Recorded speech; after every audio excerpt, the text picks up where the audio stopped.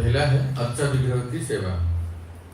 तो जैसे पिछली बार पढ़े थे विग्रह सेवा के बारे में, तो इसके अर्चा विग्रह की सेवा के बारे में और ठीक है आगे पढ़ेंगे वो, पहले हम ये देख लेते हैं। एक हो गया, 60 हो गया था, 61। तो उसमें कहते हैं ये कौन सी भक्ति है? भक्तों के बीच में भागवत का पाठ। पर इसका संस्कृत में जो रूप गोसाई पाद ने लिखा है वो ये है, आप लोग नोट कीजिए इसको। श्री लिखिए, श्री भागवत अर्थ आस्वाद, श्री भागवत अर्थ आस्वाद। तो केवल भागवत श्रवण नहीं, केवल भागवत पाठ नहीं, श्री भागवत अर्थ आस्वाद। तो 5 मुख्य अंग है भक्ति के, उसमें ये जो बताया गया है, प्राय हम सुनते क्या है, भागवत सुनना या भागवत पाठ करना, ये भक्ति का अंग है। नहीं, ये तो है ही, पर महाप्रभु ने रूप गोस्वामी पाद को जो बताए हैं और रूप गोस्वामी पाद ने जो भक्ति रसामृत सिंधु में लिखा है, उसका जो मूल नाम है श्री भागवत अर्थ आस्वाद। केवल भागवत पाठ या भागवत श्रवण करने की नहीं बताया जाता। इसका अर्थ क्या हुआ? सुदामा प्रभु क्या हुआ? भक्तों के बीच में श्रीमद् भागवत का पाठ, प्रभुपाद ने ऐसे अनुवाद किए हैं अपने ग्रंथों में, देखिए भक्तों के बीच में श्रीमद् भागवत का पाठ, या उसको ऐसे कहेंगे भक्तों के बीच में श्रीमद् भागवत अर्थ आस्वादना। क्या डिफरेंस है संजय प्रभु? अध्ययन करना तो अलग बात है, लेकिन आस्वादन करना उसका रस को ऐसा होता है। सचिन को व्यस्त है क्या? रखा का ये पता चल जाए तो लगा देंगे। कॉल कर, कौन करता है? कॉल लिस्ट के। हाँ बोलिए। पढ़ना व अध्ययन करना, श्रवण करना अलग बात है, लेकिन आस्वादन करना मीन्स उसका जो संदर्भ है, अर्थ को ग्रहण करना। देखिए कह रहे हैं कि भक्तों के बीच में एक है कि पब्लिक के लिए कहना, वो भी ठीक है प्रचार के लिए, लेकिन महाप्रभु ने क्या कहा है कि भक्तों के बीच में, अर्थात भक्ति शास्त्री, भक्ति वैभव इत्यादि जो क्लास होता है ना विवेक प्रभु,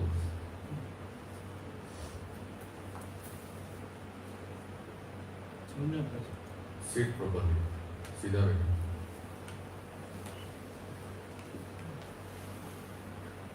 एक है कि बस लेके और बांसना, खुद पढ़ना, और पर यहाँ कहा गया है कि ऐसे भक्तों के बीच, भक्तों के समूह में आके श्लोकों को खोल खोल के हमारे गुरु महाराज जैसे समझाते हैं, इसका अर्थ क्या, इसका अर्थ क्या, अन्वय करके सिद्धर स्वामी पाद क्या कहते हैं, इस आचार्य क्या कहते हैं, बहुत सुंदर जो एकदम गहराई में जाके जो, इसको कहते हैं श्रीमद् भागवत का पाठ अर्थात। उसके लिए अगर थोड़ा बहुत अगर संस्कृत भाषा का ज्ञान है तो बहुत अच्छा है, अन्यथा प्रभुपाद की तात्पर्य और आचार्य की टीकाओं का अनुवाद भी हुआ है।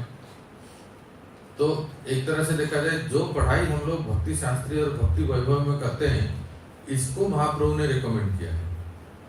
यहाँ खड़े हो जाएंगे आप, यहाँ बैठो। तो सुन रहे हैं ना? अभी जैसे मान लो भक्ति शास्त्री करने से पहले आप में से कितने भक्त लोग भक्ति रसामृत सिंधु ग्रंथ को पहले देखे थे? आई एम सॉरी, पढ़े थे? कई लोग देखे नहीं। भक्ति रसामृत सिंधु को पढ़े हम, पर इस प्रकार जो हम पढ़ते हैं ऐसा तो हमने पढ़ा कभी पढ़े नहीं ना। इसको कह रहे थे महाप्रभु, जो कहते हैं ना कि भागवत अर्थ आस्वादनम का अर्थ है कि भक्तों के बीच में आके थोड़ा डीपली, जिसको कहते हैं गहराई से उसको खोल खोल के पढ़ना, इसको आस्वादन कहते हैं। इसको पंचांग भक्ति में से एक है। हाजिरी लगाने के लिए सुबह 8 बजे जाके बैठ गए, हम भी क्लास में थे, ये आस्वादन नहीं है। अखिलेश को समझ गए? ये तो केवल एक नियम पूरा करने के लिए हम मंदिर में या कहीं भी रहते हैं तो हम भागवतम सुनते हैं।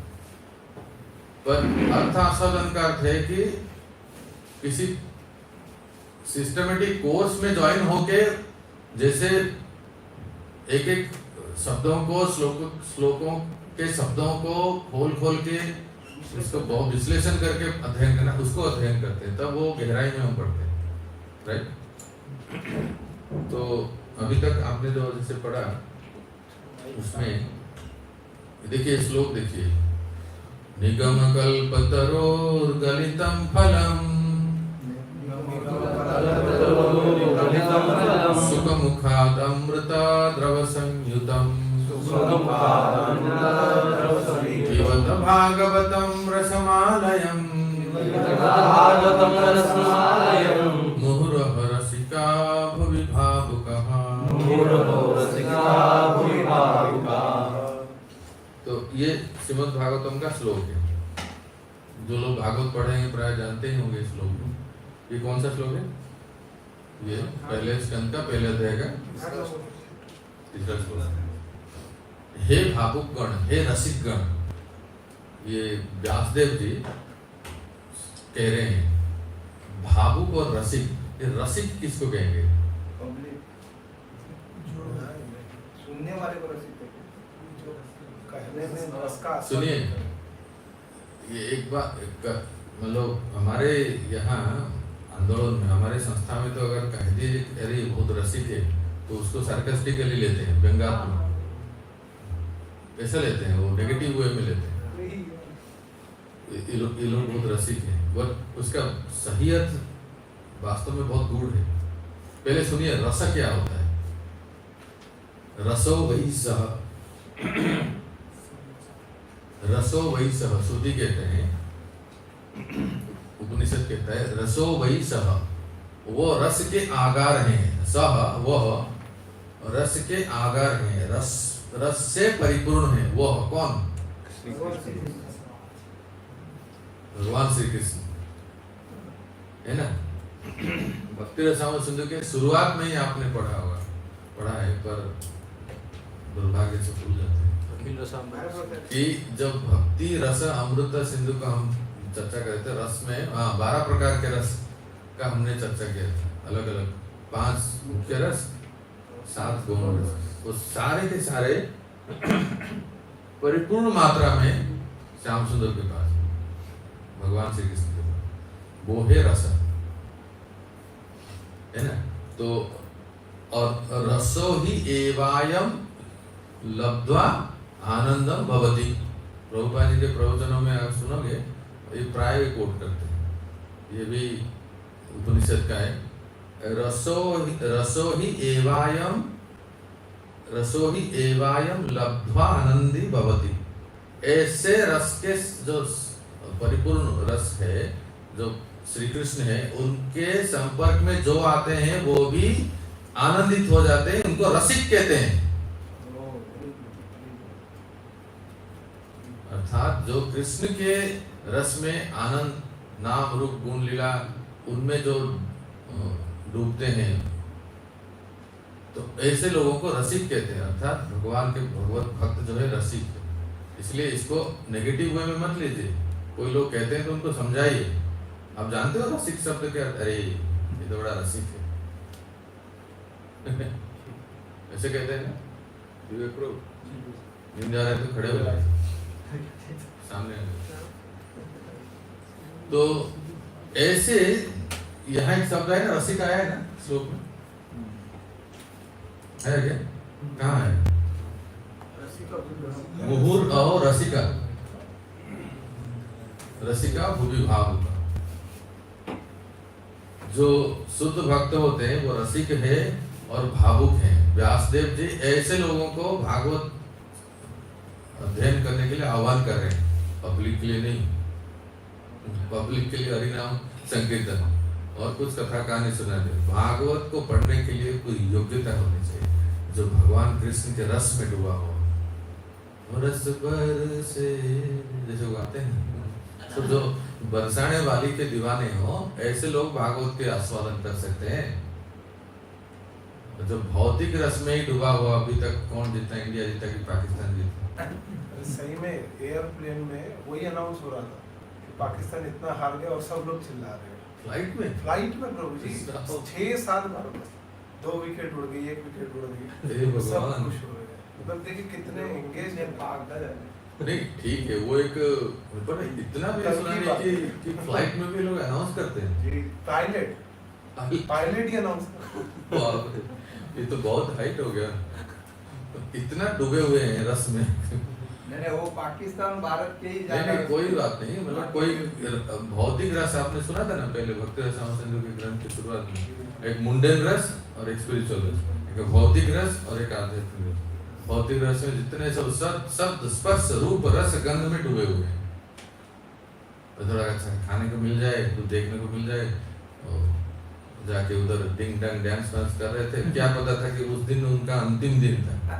इजराइल में जो पार्टी हो रहा था ना, इतना लोग डिंग डंग सब डीजे बीजे लगा के नाच कूद कर रहे थे, इधर से आगे हमला कर दिया।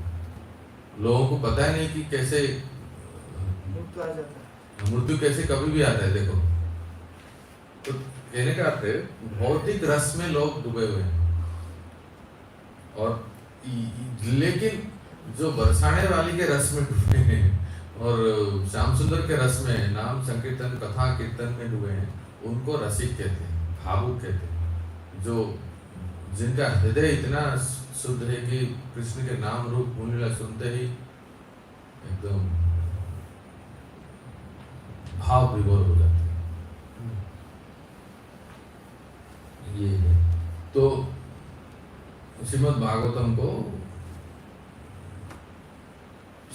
पके हुई आम के समान तुलना किया गया है, जिसमें ना छिलका है ना गुठली है।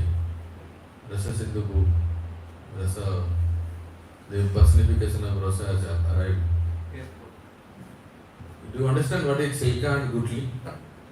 Silka I know skin. छिलका स्किन है और गुठली जो है वो सीड है। Seed.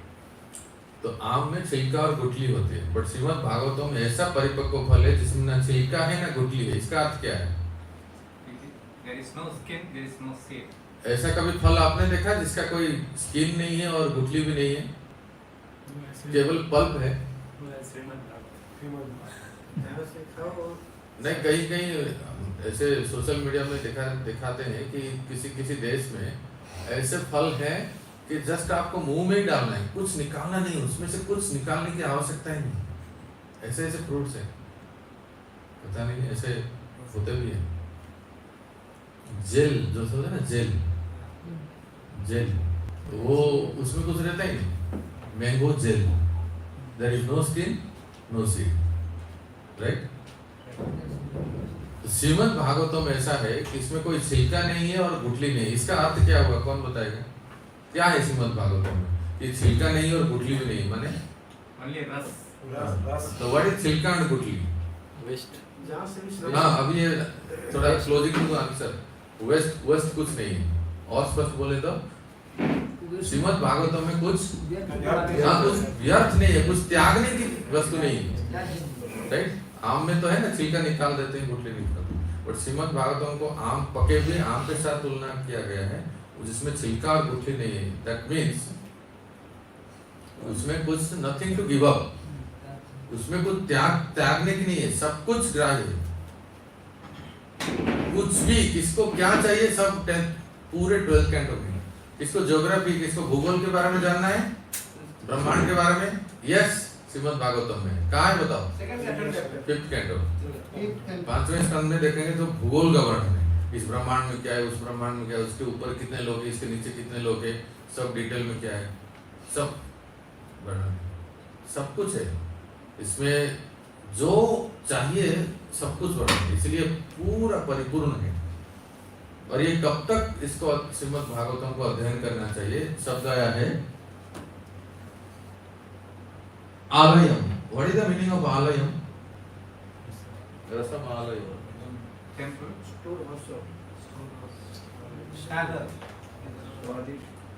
देखिए जहाँ विद्या का घर है, विद्या का जहाँ पढ़ाई होती है उसको कहते हैं विद्यालय।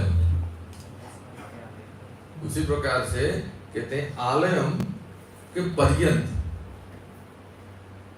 पर्यंत, आलयम का अर्थ है पर्यंत, इसको रसम आलयम, समस्त मुक्ति से परे। हाँ, मोक्ष भाग, कोई कहेगा कि श्रीमद् भागवतम को पाठ करके हमें इस संसार से मोक्ष मुक्ति प्राप्त हो जाएगी। मुक्तात्मा लोग भी भागवतम को पढ़ते हैं, तो ये इसका अर्थ है कि मोक्ष पर्यंत इसको अध्ययन करना चाहिए, क्योंकि जो शुरुआत में साधक पढ़ते हैं वो मोक्ष को प्राप्त करने के लिए, पर मुक्तात्मा भागवत को अध्ययन करते हैं वो प्रेमानंद को प्राप्त करने के लिए। ऐसा है, इसलिए कहते हैं आलयम, मोक्षानंद पर। इसका कोई उदाहरण है कि जिसने संसार से बिल्कुल निवृत्त हो गया है, ऐसे लोग भी भागवत का अध्ययन करते हैं। एग्जैक्टली, अरे वो कौन है? सुखदेव गोस्वामी। अगर सुखदेव गोस्वामी भागवत का आस्वादन करते हैं तो आप लोग क्यों नहीं करेंगे, है ना? तो भागवत अर्थ आस्वादन, ये इसको कहते हैं श्रीमद् भागवत अर्थ आस्वादन। आपने इस श्लोक को ऐसा कभी नहीं सुना होगा। इसको कहते हैं श्लोकों को, श्लोक के शब्दों को खोल खोल के सुनना पढ़ना। मतलब पुंडरीक परम सत्य पुंडरीक महाराज जी के दादा गुरु राधारमण मंदिर के, जिनका नाम है श्री, क्या नाम है, भूति कृष्ण, उनके पिताजी का नाम है भूति कृष्ण, और उनके पिताजी का नाम क्या है?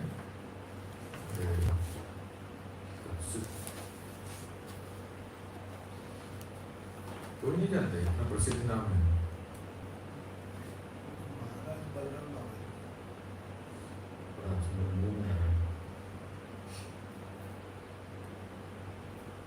पुंडरीक महाराज है राधारमण मंदिर के, उनके पिताजी है भूति कृष्ण जी, वो शरीर छोड़ दिए, भूति कृष्ण गोस्वामी, उनके पिताजी।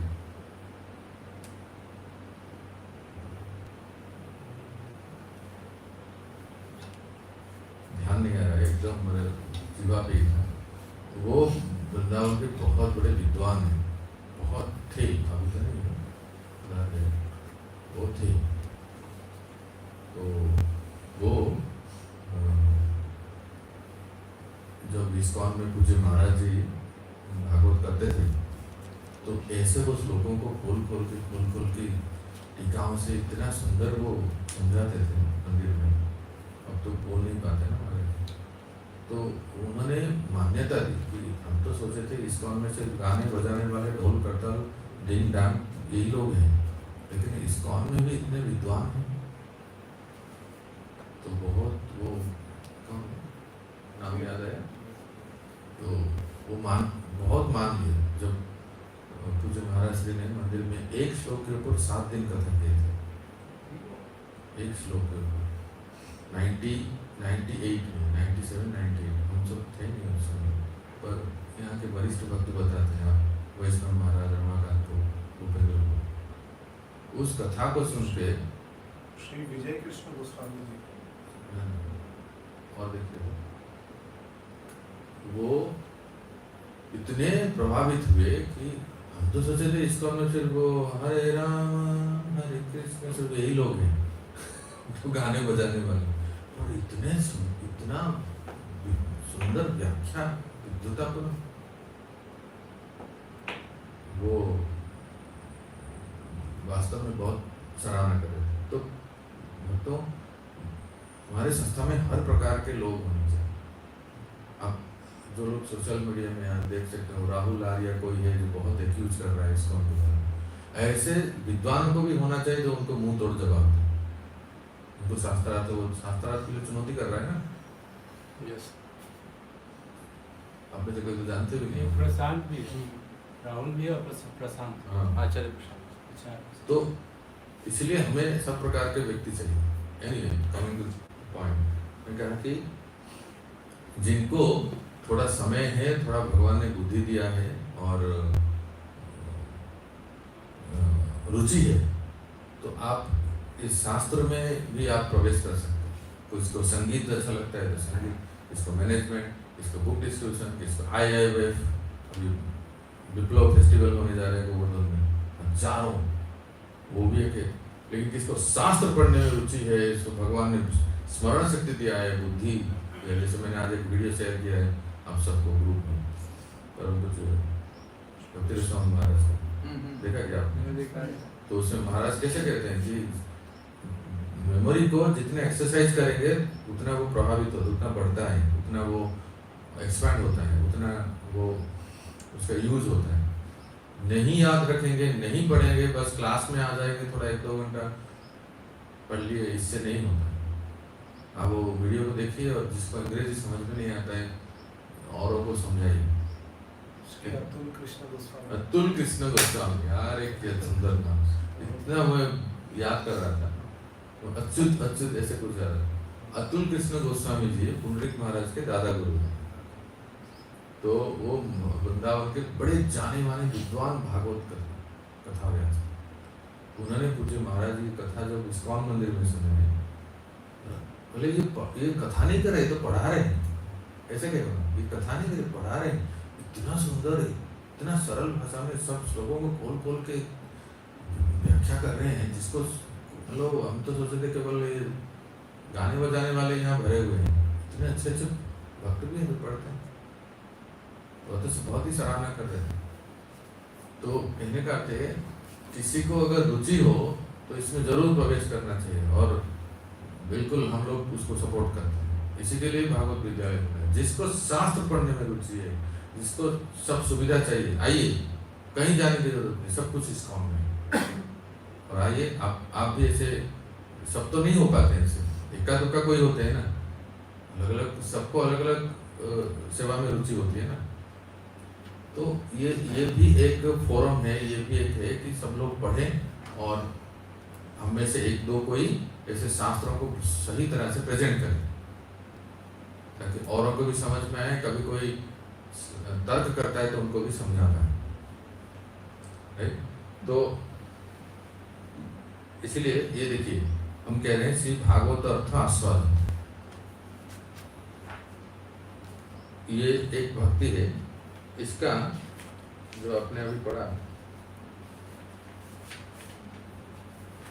चलो अभी नेक्स्ट भक्ति को जाते हैं। फिर भावुक का क्या वो क्या भावुक का जो बोलते हैं ना, भावुक है, भावुक क्या वो हम लोग देखो, जाता है तो वही नहीं, रसिक तो अर्थ आपने सुना अभी, भावुक का अर्थ है जो भाव से परिपूर्ण है, डीप स्टडी, भाव, श्रद्धा, साधु संग, भजन क्रिया, भाव, जो भाव स्तर में हैं और उसमें वो आस्वादन करते हैं, ऐसे लोग भाग्यशाली भी बताया है, वो फॉर्चुनेट सोल। हाँ, फर्स्ट लाइन में वो फॉर्चुनेट सोल भूरी भाव का जी। तो इंग्लिश में उसका कोई ऐसे एग्जैक्ट नहीं हो पाता है ना, तो ये है, ठीक है। तो ये है भागवत अर्थ आस्वादन। दूसरा है कि प्रगत भक्तों की संगति करना। देखिए भागवत अर्थ आस्वादन प्रभुपाद जी क्या लिखते हैं, मुक्त पुरुष के लिए भी श्रीमद् भागवतम आस्वाद्य है। सुखदेव गोस्वामी ने स्वीकार किया है कि यद्यपि वे अपनी माता के गर्भ से मुक्त पुरुष थे, पर श्रीमद् भागवत आस्वादन के बाद ही महान भक्त बने। वो मुक्त थे। देखिए बहुत अच्छा श्लोक है, सुखदेव गोस्वामी के बारे में कहते हैं, प्यारा श्लोक है,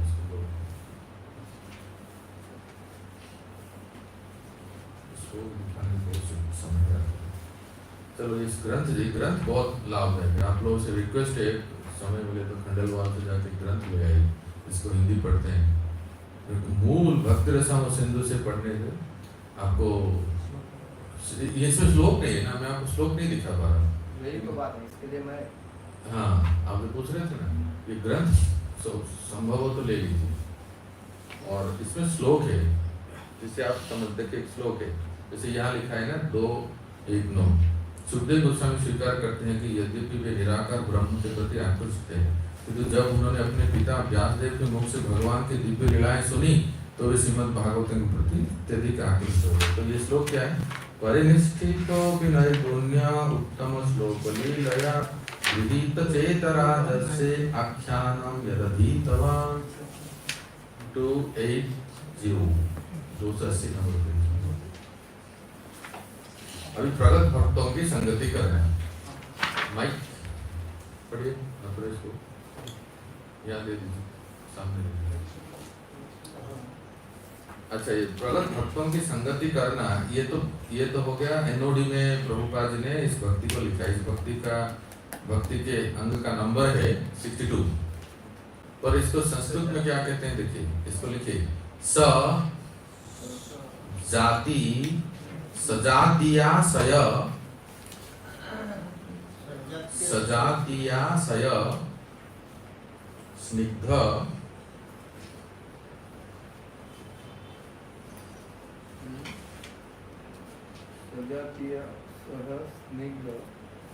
श्री भगवत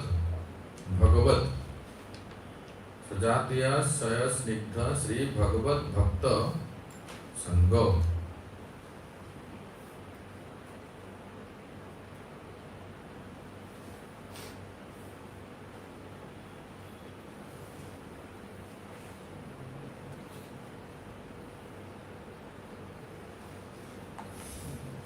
इसको कहते हैं साधु संग। साधु संग का अर्थ हम लोग क्या सुनते हैं? अरे कोई भी दाढ़ी बढ़ाने वाले गेरुआ कपड़े चलो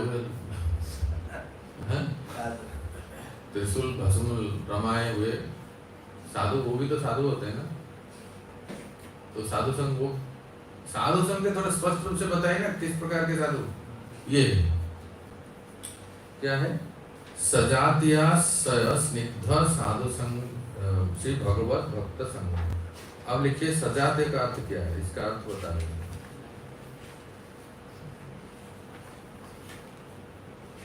इसको प्रभुपाद ने तो बहुत क्या है कि प्रगत भक्तों की संगति करना, ये सिंपल में नहीं।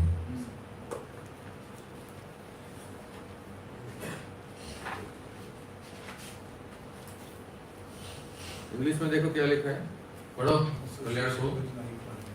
यहाँ पढ़ो, यहाँ स्क्रीन में देख के पढ़ो।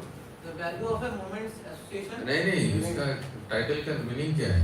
Association with like-minded, affectionate exactly. devotees. इसको हिंदी में बोलो। ये है सजातीय स्नाय स्निग्ध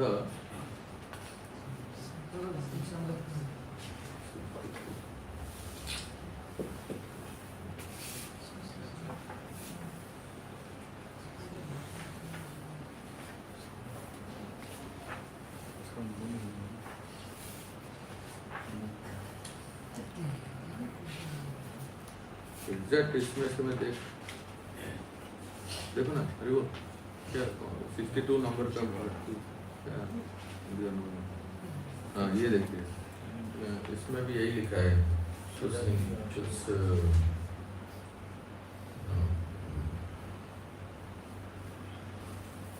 ये बस यही लिखा है सजातीय आशय युक्त स्निग्ध श्री भगवत भक्त का संग। पर उसको थोड़ा सरल भाषा में बताएंगे। Association with like minded affectionate devotees. बताइए कोई शुद्ध हिंदी में इसको कैसे करें? भक्तों की संगति करना। लाइक माइंडेड क्या? ना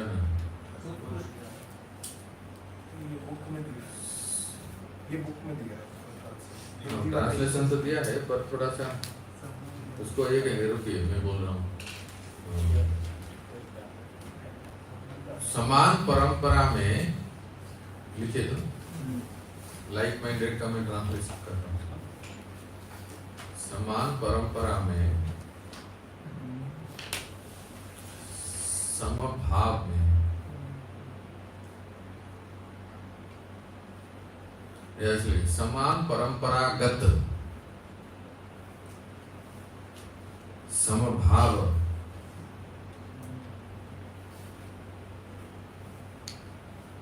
स्नेही स्नेही प्रगत प्रगत भक्तों का संग, ठीक हुआ?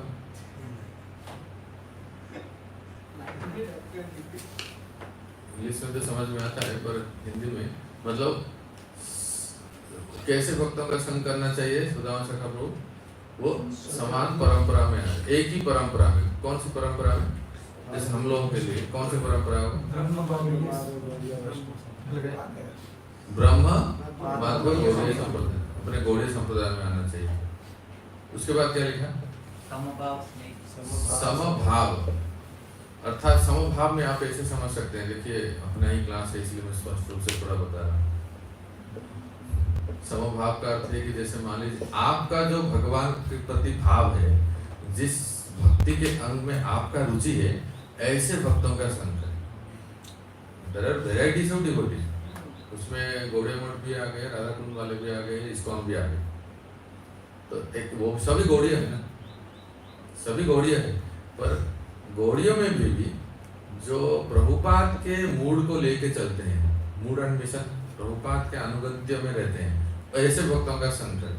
अच्छा, उसमें भी प्रभुपाद के अनुगत्य में इस्कॉन के सारे भक्त आ गए, और उसमें भी थोड़ा और स्पष्ट रूप से बताएं तो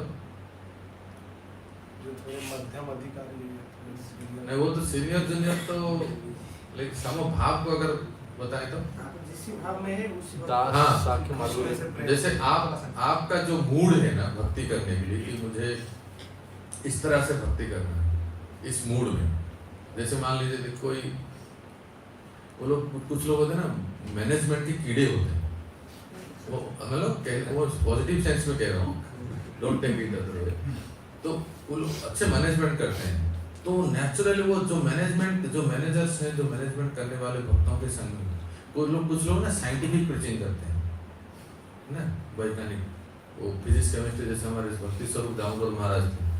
तो कुछ भक्त जो ऐसे साइंटिफिक प्रीचिंग करते हैं ना, वो ऐसे संगत पसंद करते हैं। अभी आप समझ में आ रहा है ना? कुछ भक्तों को जो है थोड़ा वो यूथ पिचिंग और सोशल मीडिया में बहुत फेमस रहते हैं, वो युवाओं को प्रचार करते हैं, जैसे हमारे श्रीमान राधे श्याम प्रभु। तो जिसको यूथ पिचिंग में रुचि है, वो नेचुरली उनके उस ऐसे भक्तों के संग में आ जाता है। किसको कीर्तन में रुचि और बस हारमोनियम लेके, तो नेचुरली वो परम पूज्य लोकनाथ महाराज ऐसे भक्तों के संग में उनका ज्यादा संगत होती है। मैं थोड़ा स्पष्ट रूप से खोल के बता रहा हूँ।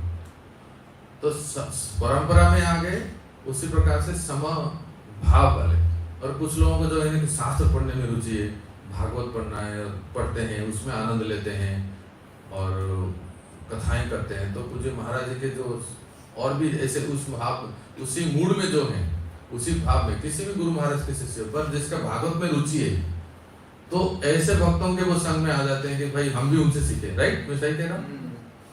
तो ऐसे वो नेचुरल होता है। तो क्योंकि क्या होता है कि आपको अगर किसी और के साथ डाल दिया जाए तो आपको मजा नहीं आएगा, आपको आनंद नहीं आएगा, है ना?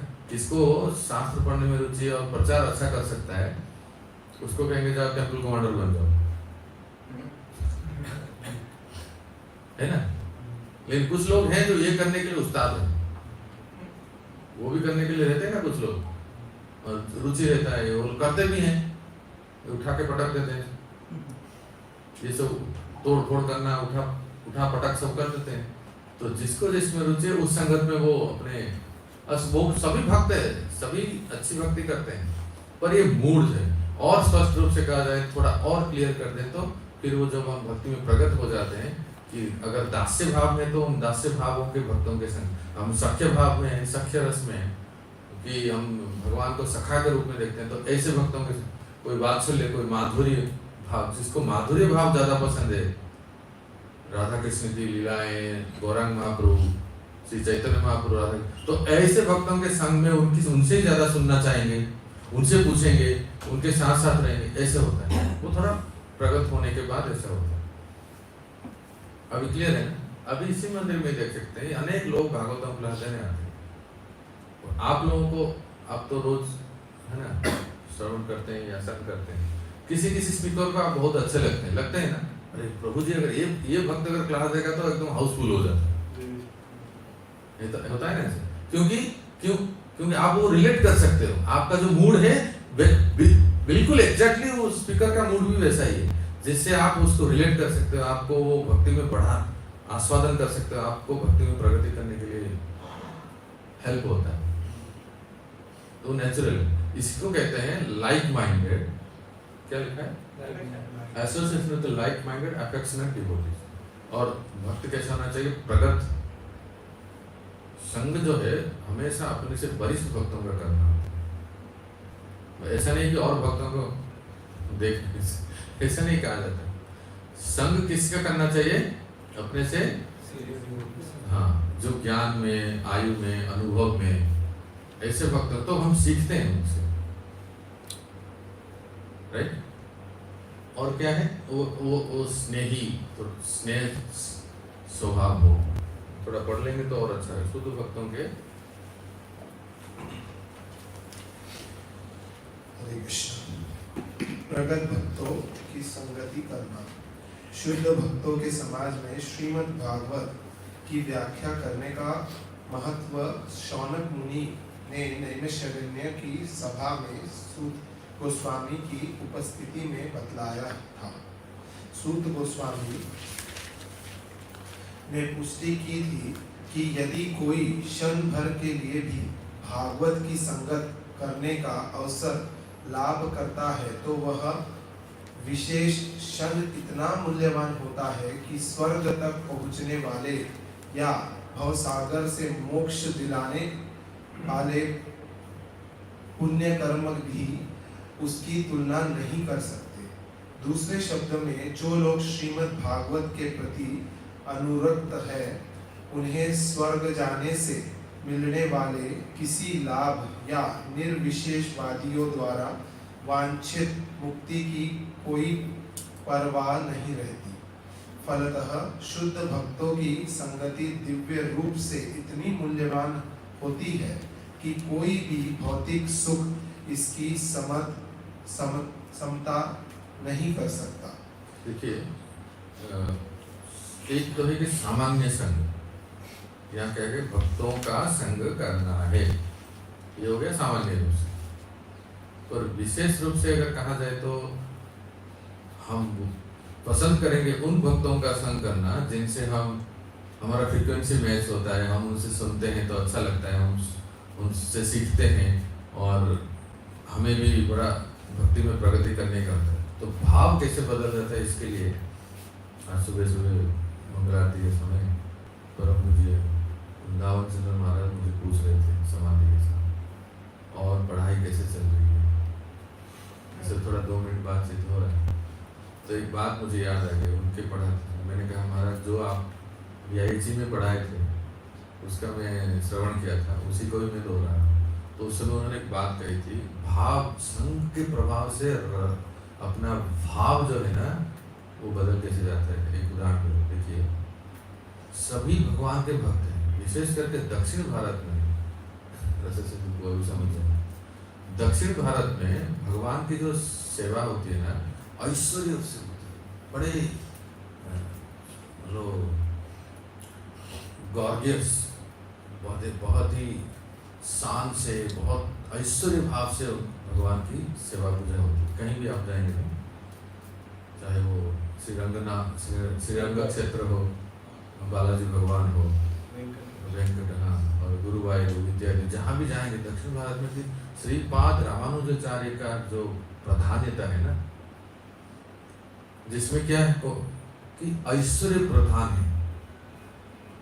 है ना, और उपासना क्या है, लक्ष्मी नारायण है ना, ये उपासना है, ऐश्वर्य प्रधान। इवन माधवाचार्य में, उडुपी कभी गए, कोई उडुपी गए,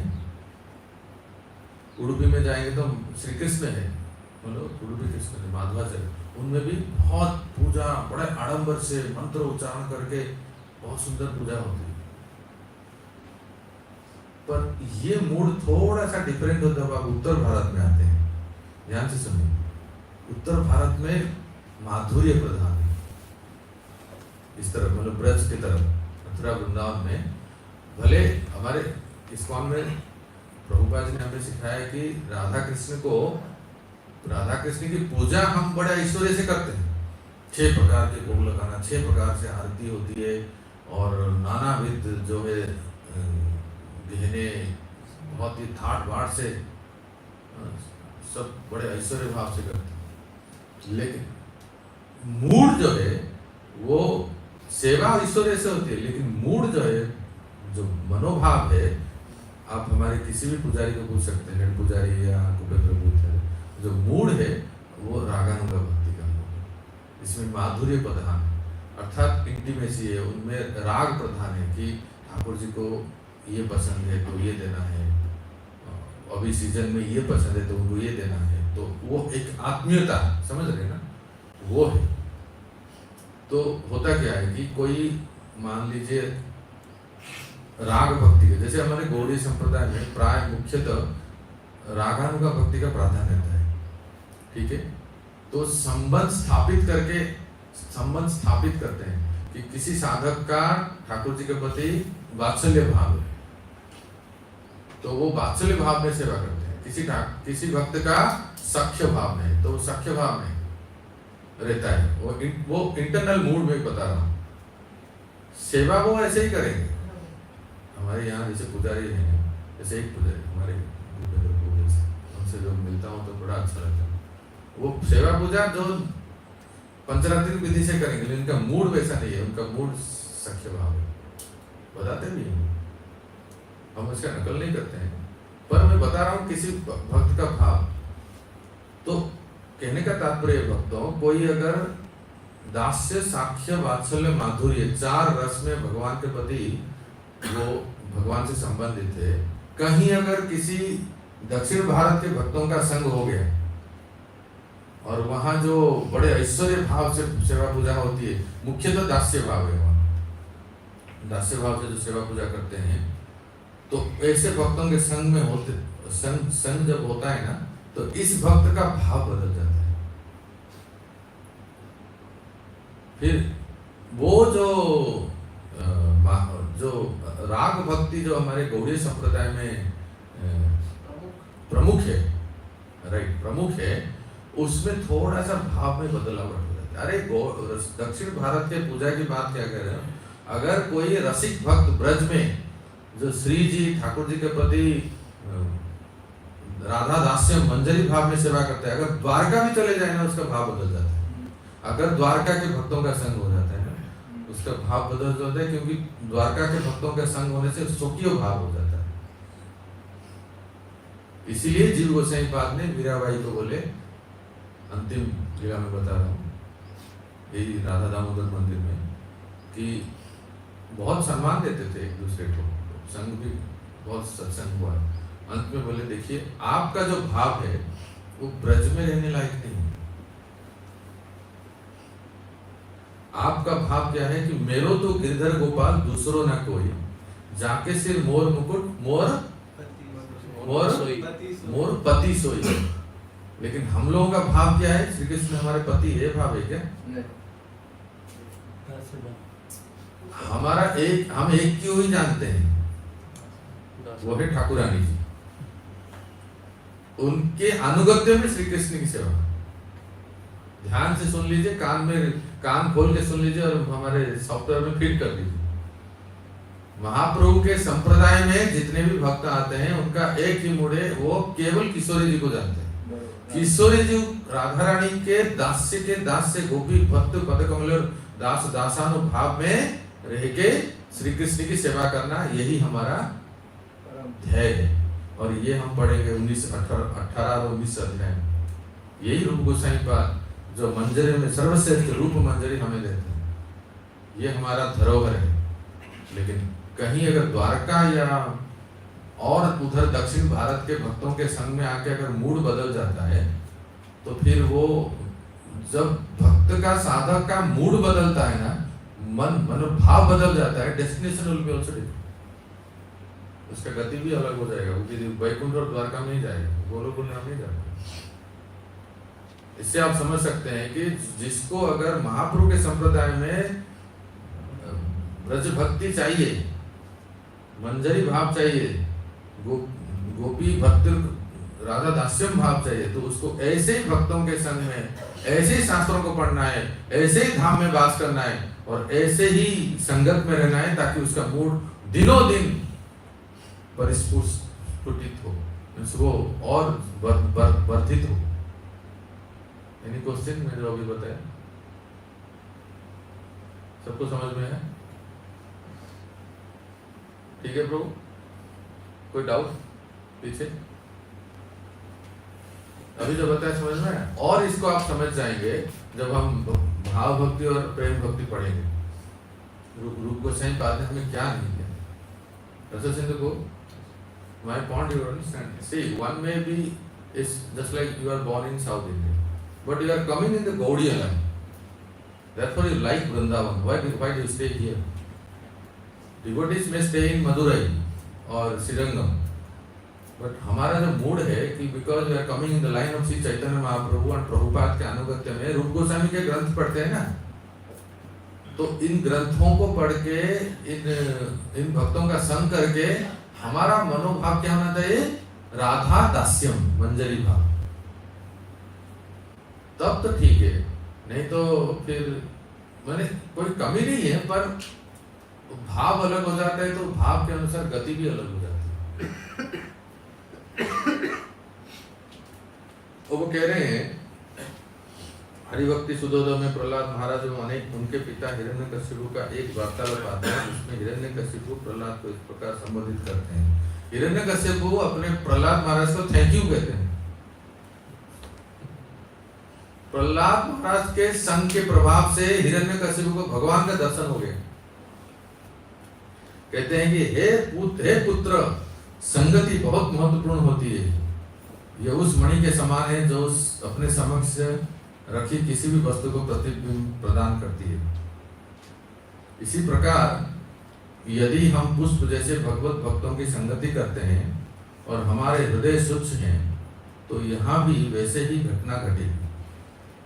जैसे देखिए, मैं कैसे मैं पहली बार देखा एक पुराना black and white Telugu movie जिसमें प्रहलाद चरित्र है।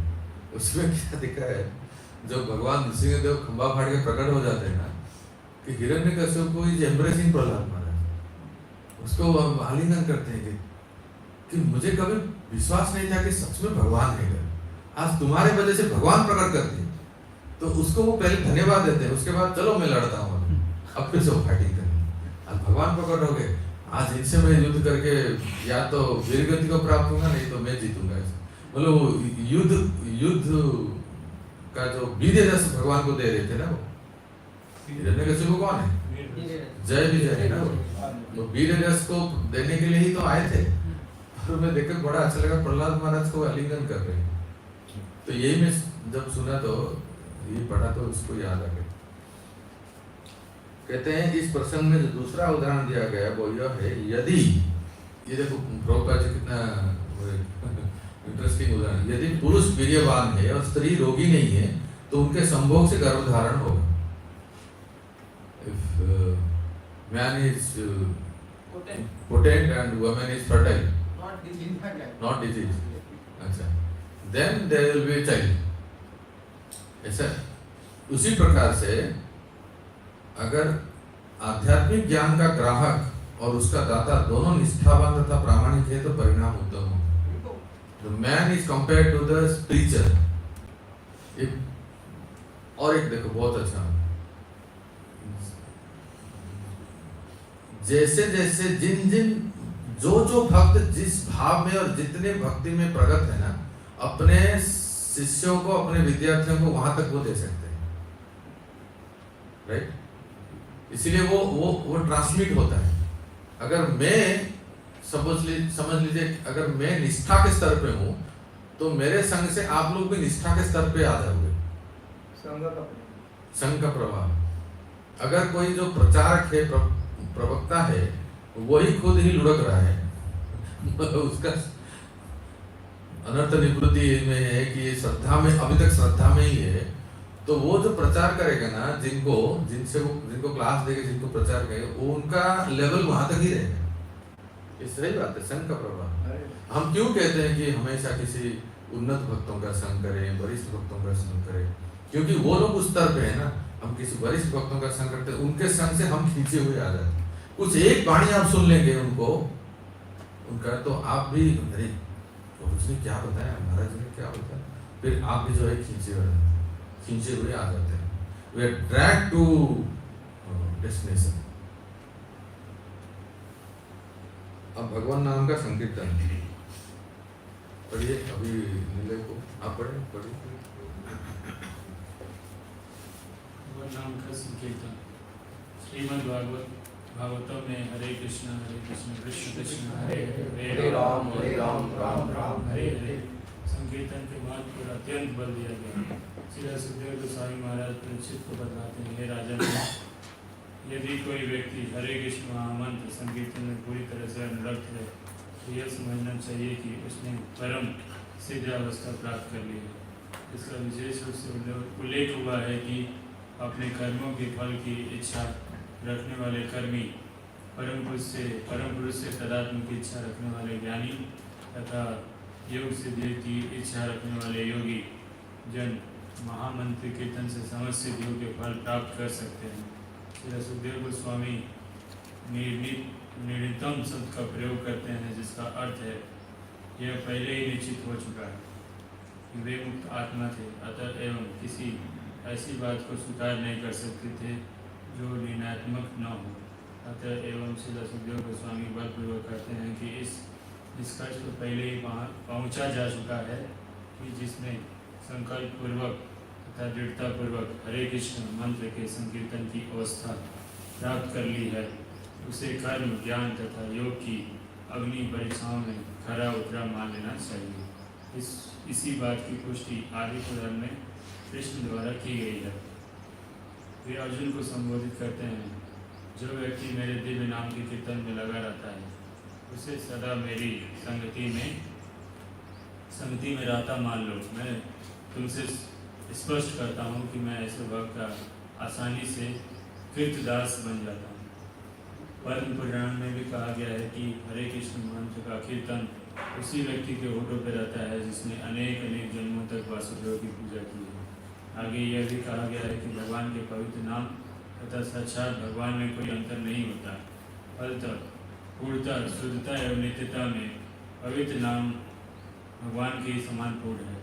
पवित्र नाम न तो भौतिक ध्वनि है और न ही इसमें कोई भौतिक कलमश रहता है। अतः एवं जो व्यक्ति अपनी इंद्रियों को शुद्ध नहीं किए रहता वो पवित्र नाम का निरपराध कीर्तन नहीं कर सकता। दूसरे शब्दों में भौतिक इंद्रिया हरे कृष्ण महामंत्र का कीर्तन समुचित ढंग से नहीं कर पाती, किंतु इस कीर्तन विधि को अपनाने से मनुष्य को आत्मशुद्धि का वास्तविक अवसर मिलता है, जिससे वह शीघ्र ही निरपराध भाव से कीर्तन कर सके। श्री चैतन्य महाप्रभु ने हृदय की धूल साफ करने के लिए सबको हरे कृष्ण मंत्र का कीर्तन करने की सलाह दी है। यदि हृदय की धूल साफ हो जाए तो मनुष्य पवित्र नाम के महत्व को वास्तव में समझ सकता है। जो व्यक्ति इस धूल को अपने हृदयों से हटाना नहीं चाहते, अपितु उसी तरह रहने देना चाहते हैं, वे हरे कृष्ण मंत्र के कीर्तन का दिव्य फल प्राप्त नहीं कर सकते। अतः एवं हरे को भगवान के प्रति सेवा भाव विकसित करने के लिए प्रोत्साहित किया जाना चाहिए, क्योंकि इससे निरपराध भाव से कीर्तन करने में सहायता मिलेगी। इस तरह गुरु के मार्गदर्शन में शिष्य को सेवा करने का और साथ ही हरे कृष्ण मंत्र कीर्तन का प्रशिक्षण दिया जाता है। जो ही मनुष्य में रागानुगा भक्ति भाव का विकास होता है, वह महामंत्र के पवित्र नामों की दिव्य प्रकृति को तुरंत समझ जाता है। अच्छा, देखिए बहुत सुंदर ये 63 नंबर भक्ति है, 63 श्री नाम संकीर्तन। ठीक है, तो इसमें कहते हैं एक निर्विद्यमानानां इच्छताम् अकुतो भयं योगिनां निर्परिणीतं हरे नामानुकीर्तनम्। संकीर्तन एक ऐसा प्रबल साधन है कि जिसको संसार में कुछ भी चाहिए, ललित प्रभु ध्यान आ रहा है, कुछ भी चाहिए, जन्म देही भार्याम देही पुत्रम देही पुत्रीम देही, जो भी चाहिए भगवान नाम संकीर्तन सब प्रदान करते हैं। इसलिए कहते हैं इच्छताम। इच्छताम शब्द का अर्थ क्या है? जो इच्छा करते Full of desires, those desires, इच्छता कि किसी प्रकार की भौतिक इच्छा, कोई कहे नहीं मुझे कुछ नहीं चाहिए, बस ब्रह्मलीन होना है, संसार से मुक्त होना है, कुछ वो भी इच्छा। या किसी को अगर चाहिए नहीं थोड़ा सा बहुत यहाँ बहुत हो गया, चलो स्वर्ग लोग थोड़ा जाते हैं, जन लोग तपो लोग, उधर क्या चल रहा है तो उधर का सुख ऐश्वर्य, जो भी इस संसार का सुख ऐश्वर्य इस संसार से परे, यह कहते हैं इच्छताम अकुतो भयो। निर्विद्यमानानाम का अर्थ है जिसको इस संसार से कुछ लेना देना नहीं है, ऐसे व्यक्ति को भी अपना लक्ष्य को प्राप्त करने के लिए क्या करना पड़ेगा? हरे नामानुकीर्तनम, बोलिए continuous chanting of the holy name of the lord. Hare Krishna Krishna Krishna Hare Hare, Hare Ram Ram Hare Hare. मुमुक्षु जो मुक्ति प्राप्त करना चाहते हैं उनको क्या कहते हैं? मुमुक्षु। और जो जिसको कामना, बहुत सारे कामनाएं हैं, I want this, I want that, I want this, I want that, so बहुत सारे कामनाएं, या किसी कोई बहुत बड़ा योगी है, क्या भक्त है, भगवान के चरणों को प्राप्त करना, किसी भी प्रकार का व्यक्ति कोई भी प्रकार का इच्छा चाहिए, केवल नाम संकीर्तन करे, ये शास्त्र प्रमाण है, उसको सब कुछ प्राप्त हो जाएगा। और आप लोग सब देखे ही इस मंदिर में या कोई भी सेटअप में सबको सब कुछ मिल जाता है। कोई रोडपति थे, आज करोड़पति, भगत, सब कुछ प्राप्त हो जाता है। एक इसमें कहते हैं, इसलिए क्या कहते हैं? तस्मात् भारत सर्वात्मा कहते हैं। इसके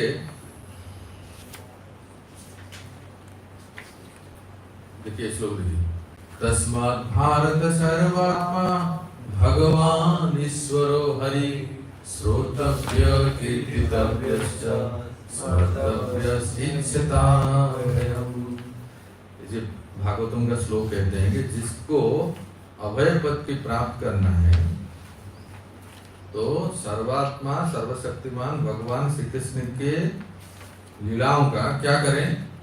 श्रोतव्य श्रवण करें, कीर्तितव्य कीर्तन करें, स्मर्तव्य स्मरण करें। भगवान की लीला कथाओं का श्रवण करें, कीर्तन करें और स्मरण करें। वो तीनों में से कौन सा पहला करें? जो श्रवण करते हैं उसके बाद क्या करें? कीर्तन करें।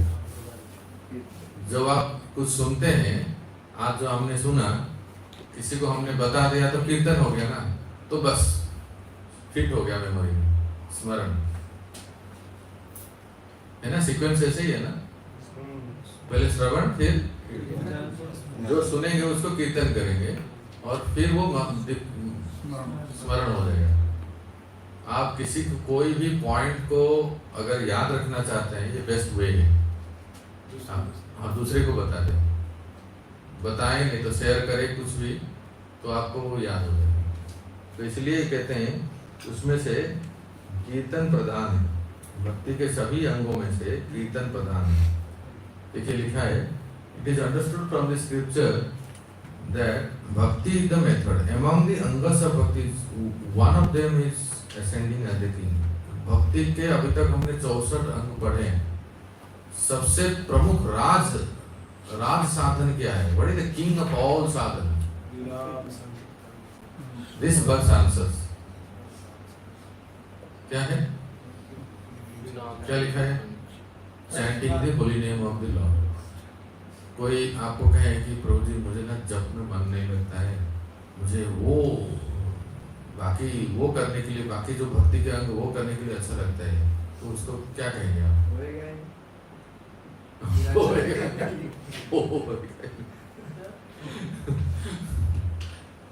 नहीं, देखिए आप वही कहेंगे ना, आप भक्ति के रूप गोस्वामी पाद में भक्ति के 64 अंग दिए हैं और अंत में 5 अंग दिए हैं, 5 प्रमुख अंग।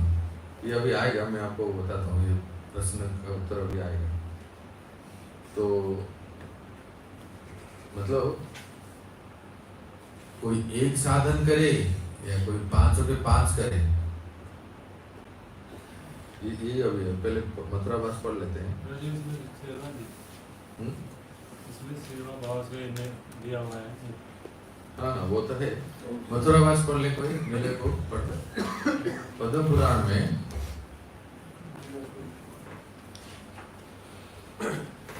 हरे कृष्ण।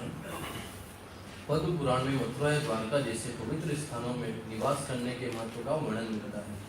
उसमें यह कहा गया है, विभिन्न तीर्थ स्थानों की यात्रा करने का अर्थ है भव बंधन से छुटकारा प्राप्त करना, किंतु यह छुटकारा सर्वोच्च सिद्धावस्था नहीं है। यह मुक्तावस्था को प्राप्त कर लेने के बाद भगवान की भक्ति में लगना होता है। ब्रह्मभूत मोक्ष अवस्था प्राप्त करने के बाद मनुष्य भक्ति में और अधिक अग्रसर हो सकता है।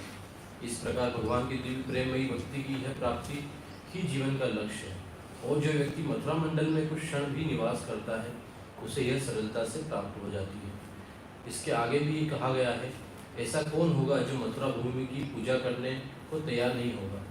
मथुरा समस्त कर्मियों एवं मुमुक्षुओं का इच्छाओं एवं आकांक्षाओं से उद्धार करने वाली है। मथुरा उन भक्तों की इच्छाओं को अवश्य पूरा करेगी जो केवल भगवत भक्ति में ही तल्लीन रहने के आकांक्षी है। वैदिक साहित्य में भी यह कहा गया है, कैसी विचित्र बात है कि मथुरा में एक दिन भी वास करने से मनुष्य को भगवान के प्रति दिव्य प्रेम भाव उत्पन्न हो जाता है। यह मथुरा भूमि अवश्य ही वैकुंठ धाम से भी अधिक गरीयसी है। तो दिख रहे हैं ना श्लोक, देखिए तो, अन्येषु पुण्य तीर्थेषु, बोलिए, मुक्तिरेव महाफलम। क्या अर्थ हुआ इसका? अन्य पुण्य तीर्थों में निवास करने का फल है कि आपको मुक्ति मिलेगा।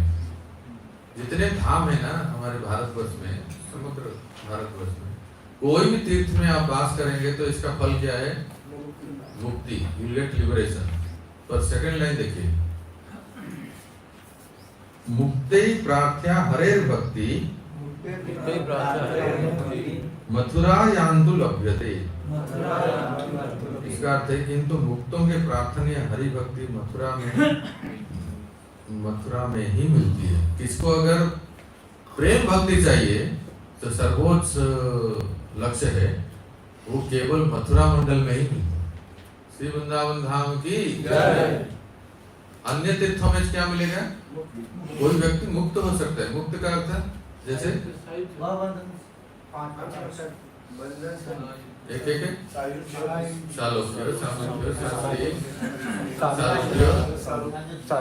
सायुज्य तो वैष्णव लोग चाहते नहीं, वो निराकर। तो 4 प्रकार की मुक्ति आपको अन्य तीर्थों में रह के मिल सकता है, पर किसको अगर कृष्ण प्रेम भक्ति गोलोक वृंदावन चाहिए तो मथुरा।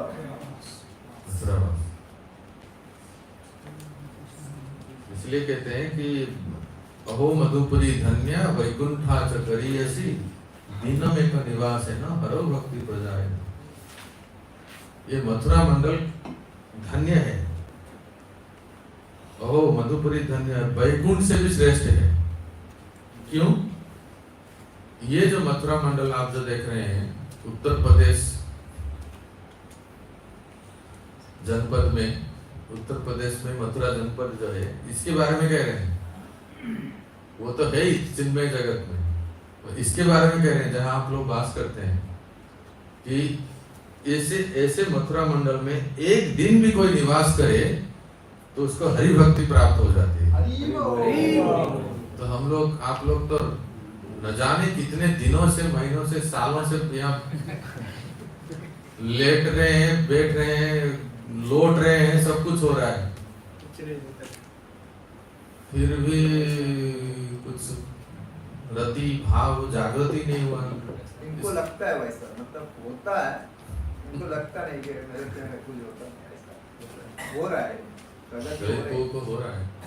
अभी का मथुरा का जैसा हाल हुआ है, वो कंसंट्रेशन में ब्रज के कुछ भूये क्षेत्र वृंदावन बरसाना अष्टसखी हो गया, वहाँ पे ये मतलब बहुत दृढ़ता से लागू होगा।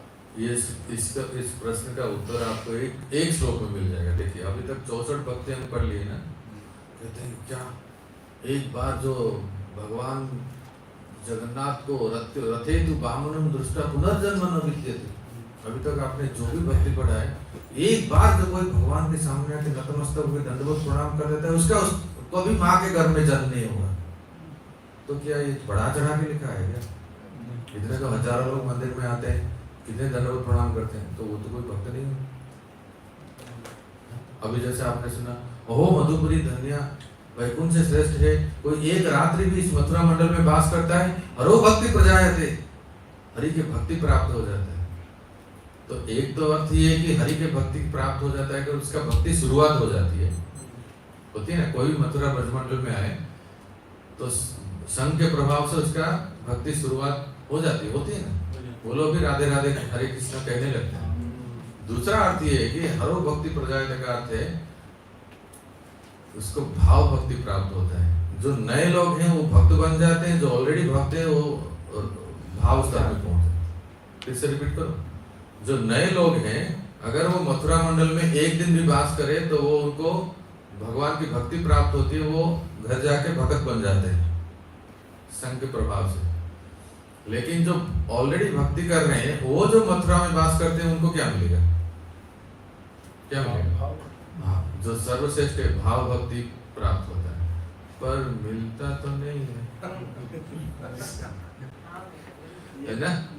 तो प्रॉब्लम है। कितने लोगों को मिला? जरा ईमानदारी से हाथ उठाओ, दोनों हाथ उठाओ। मिला सब कुछ। अरे तो सब जिनको मिला है सब उनके चरण धूल ले लो, आपको भी मिल जाएगा। देखिए उसमें थोड़ा सा हमें होमवर्क करना है तो हम सबको मिलेगा। तो होमवर्क क्या है बताओ? ये देखिए आपके सामने श्लोक है। क्या करें कि हम ये जो भी बताया गया है कोई अतिशयोक्ति बढ़ा चढ़ा के नहीं बताया कि बस एक रात्रि वास करने से भगवान की शुद्ध भक्ति प्राप्त हो जाए, एक बार प्रणाम करने से भगवान का धाम प्राप्त हो जाता है।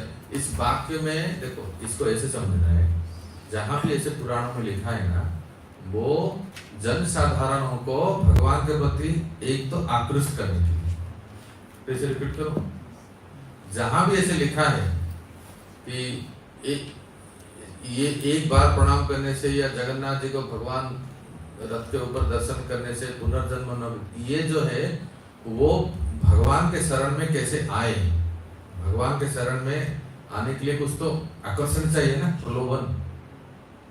ये तो मंदिर क्यों आएंगे? यहाँ कुछ मिलता है तब तो आते हैं।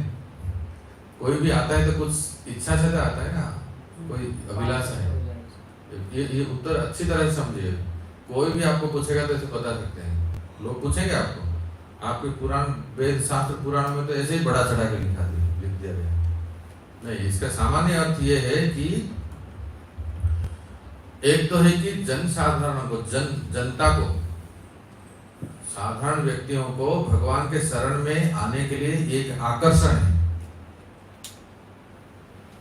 पितृपक्ष चल रहा है, अरे आप एक बार वृंदावन में जाके ब्रह्मचारियों को प्रसाद दे दो, आपका ये हो जाएगा, वो हो जाएगा। मंदिर बन रहा है, द्वारका में बन रहा है, रोहिणी में बन रहा है, पूना में बन रहा है, मुंबई में बन रहा है, खारघर में बन रहा है, कहाँ कहाँ मंदिर बन, आप एक ईंट चढ़ा दो, आपके नाम पे भगवान ये कर दे। सब शास्त्रों का श्लोक भी दिखा देंगे। तो क्या मिथ्या है? ऐसा क्यों कहा जाता है? बताओ संजय को। अरे अभी तो बताया, भूल गए क्या बोला श्रीमान? हाँ, भगवान को प्रति आकर्षण बढ़ने के लिए, जुड़ने के लिए, ताकि वो भगवान की सेवा में लगे। पर ये साधारण लोगों के लिए, भक्तों के लिए ये नहीं। भक्तों के लिए एक बार भी कोई भगवान को प्रणाम करे, एक बार भी भगवान को दर्शन करे, एक बार भी कोई मंदिर में ईंट चढ़ा दे अपने नाम पे, मंदिर बन रहा है तो आपके नाम पे भी कुछ हो गया।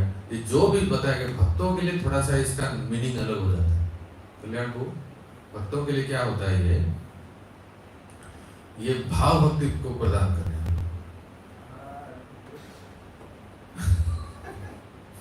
सुनते ही उनको कुछ हो गया। भाव भक्ति को प्रदान करने वाला है, पर होता नहीं है, थोड़ा समय लगता है। ये श्लोक है, इसको फोटो ले लीजिए, इसको नोट करना है तो कर लीजिए। ये श्लोक उसका उत्तर है। ये क्यों नहीं हो पाता है, थोड़ा समय क्यों लगता है, कुछ तो कमी है ना। बोलिए सब लोग। गुरुहाद्भूत वीर्येऽस्मि श्रद्धा दूरेस्तु पंचके यत्र स्वल्पोऽपि सम्बन्धः सद्धियां भावजन्मने।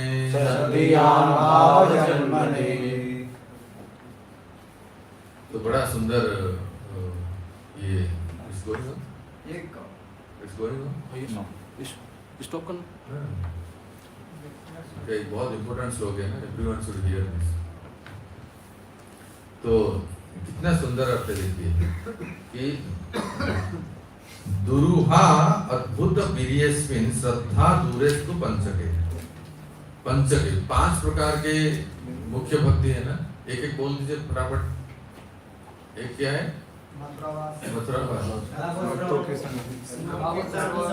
साधु संग और भागवत श्रवण, अच्छा विग्रह की सेवा और कुछ नाम संकीर्तन और मथुरा। ये 5 के जो 5 भक्ति है ना, कहते हैं कि इसका इतना शक्तिशाली, वीर्यशाली, अद्भुत है, बहुत अद्भुत वीर्यशाली है और शक्तिशाली है। इन पंचकों में श्रद्धा होने की बात तो अलग है। ध्यान से सुनिए श्लोक का अर्थ। श्रद्धा दूरेस्तु पंचके, केवल श्रद्धा की बात नहीं, श्रद्धा होने की तो बात अलग है। अगर यत्र स्वल्पोऽपि संबंध, थोड़ा सा संपर्क होने पर भी व्यक्ति में भाव भक्ति का प्रसारित हो जाए, आविर्भाव होता है। अगर कोई देखो, ये कह रहे हैं कि श्रद्धा दूरेस्तु पंचके, इस 5 पंच महासाधन में किसी के श्रद्धा की तो बात दूर रहे, अगर थोड़ा सा अल्प संग भी होता है 5 में से किसी को भी, किसी के 1 में हो या 5 में हो, तो अति शीघ्र उस साधक में भाव जन्मने, भाव भक्ति जन्म हो जाता है। अरे प्रभु जी, प्रश्न तो वही रह गया ना, प्रश्न तो वही रह गया ना कि आप कह रहे हैं कि श्रद्धा की बात तो दूर रहे कि अल्प संग से भी भाव भक्ति जागृत हो जाता है। हम तो रात दिन 24 घंटा यही रहते हैं। हाँ, ये वर्ड जो है ना, इसको आपको ध्यान रखना है। क्या है वो? सद्धिया। बोलिए सद्धिया। ये अभी तक जो हम चर्चा करते हैं, इसका उत्तर है। क्या उत्तर है? बिना किसी अपराध के। बिना किसी अपराध के। सद्धियाम का अर्थ है अपराध शून्य हो।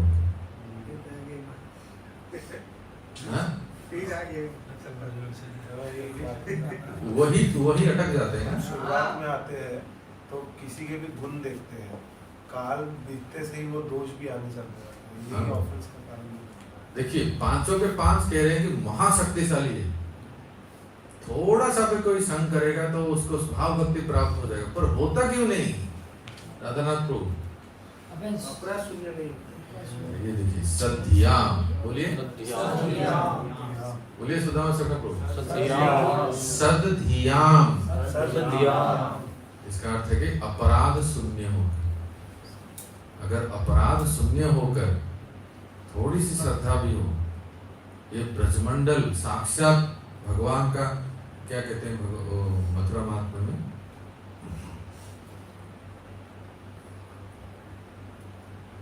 बनो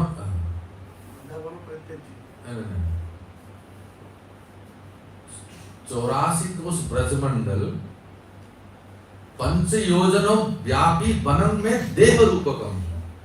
ये 5 योजन की जो वृंदावन है जिसकी आप परिक्रमा करते हैं, ये मेरा स्वयं मेरा शरीर है। क्या बात है! भगवान श्री कृष्ण कहते हैं पंच योजन व्यापी वनम, ये जो वृंदावन है ना, जो क्षेत्र है, ये वनम में देह रूपकम, मेरा ही देह है। इस पर अगर श्रद्धा है और उस श्रद्धा के साथ अगर हम ब्रज धाम की सेवा करते हैं और परिक्रमा करते हैं, दंडवत प्रणाम या उनकी संग लाभ करते हैं, तो अवश्य। पर रात दिन हमसे जो अपराध हो जाते हैं ना, अपराध सहस्राणी क्रियन्ते हर निसमया दासोमिति माम मत्वा क्षमस्व मधुसूदन। विग्रह सेवा करने के बाद भक्त लोग ये अपराध भंजन मंत्र बोलते हैं। हे मधुसूदन, मुझसे रात दिन हजारों अपराध होते हैं, नाम अपराध, वैष्णव अपराध, धाम अपराध, विषय भोग में मन चला जाता है, कई प्रकार के। दास समझ के मुझे इन अपराधों से क्षमा करें, मुझे मुक्त करें। कभी आपने ऐसे भगवान के सामने जाके हृदय से प्रार्थना किया? किया कभी? ऐसे भाव आए ही नहीं, मूड आए ही नहीं। हम तो सब 2 टाइम प्रसाद मिल जाते हैं और खा पी के जाके बस हो गया, आज का तो हो गया। खींच खांच के हलदर स्वामी महाराज कहते हैं राम राम कृष्ण कृष्ण गिरी गिरी करके खींच खांच के 16 वाला कर लेते हैं, तो आज का कोटा खत्म। इस तरह से तो दिनों लग, वर्षों, पता नहीं जन्मों लग जाए। इंटेंसिटी को बढ़ाना है कि जो भी जो कहते हैं 5 भक्ति का अंग प्रबल साधन है।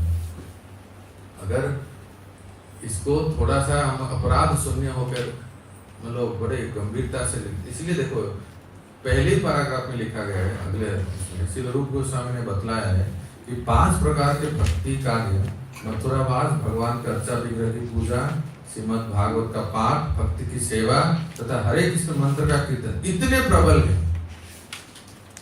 अध्याय 13 के पहले पैराग्राफ में लिखिए, इतने प्रबल है कि इनमें से किसी भी एक के साथ थोड़े से अनुराग से नवदीक्षित में भक्ति भाव विकसित हो सकता है।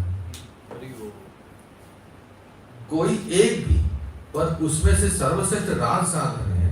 एक बार किसी ने ये कह के मैं विराम देता हूँ, किसी ने महाराज जी से प्रश्न पूछा, महाराज मुझे भागवत पढ़ना अच्छा लगता है, कोई कह रहा है महाराज मुझे विग्रह सेवा करना अच्छा लगता है, कोई कह रहा है मुझे महाराज धाम वास में अच्छा लगता है, तो क्या महामंत्र जप करना छोड़ दें? बहुत सुंदर उत्तर दिए, सब लोग ध्यान से सुने, क्योंकि शास्त्र तो कहता है ना 5, ये सत्य बात है, 5 में से कोई एक साधन भी करे उसको सिद्धि मिलेगा। यस,